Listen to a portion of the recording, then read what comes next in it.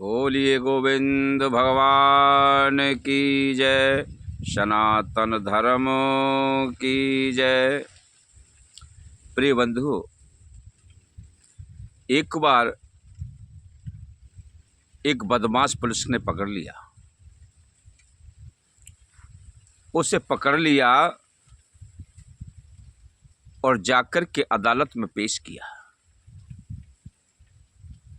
अदालत ने उसको जेल में भेज दिया।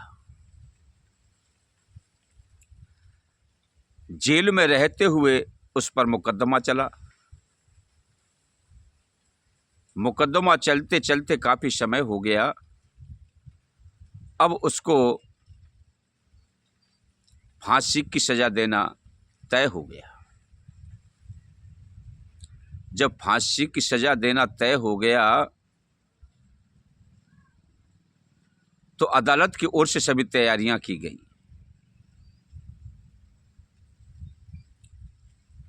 सब तैयारियां की गई और जल्लाद को बुलाया गया। उस चोर को फांसी के फंदे पर झुलाने के लिए कोर्ट ने आदेश कर दिया कि इसको फांसी दे दी जाए। अब उसको फांसी के तख्ते पर लाया गया और उससे आखिरी चॉइस पूछी कि आखिरी ख्वाहिश क्या है, आप आखिर में क्या चाहते हो, किससे मिलना चाहते हो। तो उसने कहा कि मुझे मेरी माँ से मिला दो। उन्होंने घर से माँ को बुलवाया, कहा कि लो आपकी माँ आ गई, कि आप सभी लोग एक तरफ हट जाएं, मैं माँ से एकांत में कुछ बातें करना चाहता हूँ। सब लोग एक तरफ को हट गए। उसने कहा कि माँ आओ, हम तुमसे बात कुछ कहना चाहते हैं। माँ पास में गई कि कहो क्या कहना चाहते। कान में कहूँगा। जैसे ही कान मुंह पर रखा, उसने अपनी माँ का कान ही काट लिया। मेरे प्रिय सज्जनों, कान को काट लिया। माँ चिल्लाती रही, उसने कान को छोड़ा नहीं। अब सब लोग दौड़ करके भागे और उसको छुड़ाया। छुड़ाने के बाद में तब उससे पूछा कि तूने ऐसा नालायकपना क्यों किया? पहले से माँ को मिलना चाहता था, फिर माँ का कान ही काट लिया।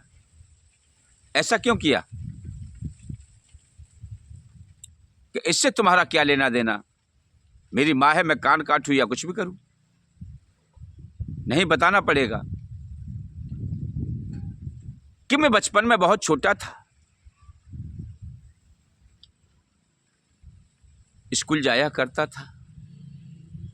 वहां से बच्चों के थैले में से कभी कलम चुराया करता था, कभी पैसे चुराया करता था, कभी कॉपी चुराया करता था, कभी किताब चुराया करता था। लेकिन मेरी माँ मुझसे कुछ नहीं कहती थी और आराम से उसे घर में रख लिया करती थी।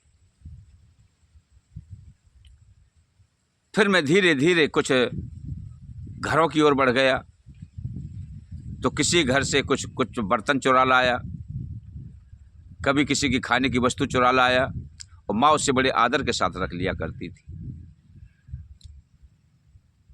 फिर मैंने सेठ लोगों के यहाँ डाका डालना शुरू कर दिया। माँ ने मुझे कभी प्रताड़ना नहीं दी, डांटा नहीं। मैं आगे बढ़ता चला गया। आज मैं बहुत बड़ा क्रिमिनल बन गया तो केवल मेरे इस माता की ही खूबी है। अगर यह माता मुझे बचपन में ही हिदायत दे देती तो आज मैं फांसी के फंदे पर झूलने की नौबत नहीं आती। मैं क्यों झूलता? अगर माँ मुझे चाहती तो बचपन में ही सुधार सकती थी। तो माँ जैसा चाहे वैसा बच्चे को ढाल सकती है।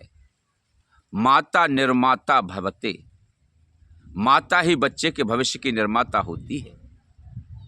अगर माँ ही उसे न बरजे तो बच्चा जिस रास्ते पर चल रहा है उधर चल पड़ेगा।